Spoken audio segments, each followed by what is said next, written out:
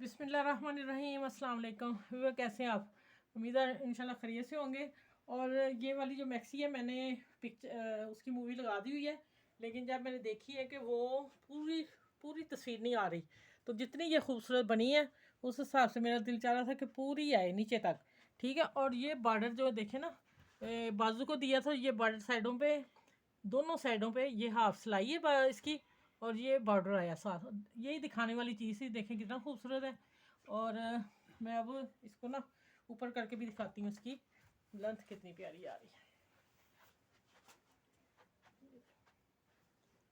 ये देखें घेरा कितना खूबसूरत लग रहा है। ये सारी दिखानी थी, तो इसलिए फिर मैंने दोबारा थोड़ी मूवी बनाई है आप लोगों के लिए, कि आप लोगों को सीखने में और काम करने में, समझने में आसानी हो जाए।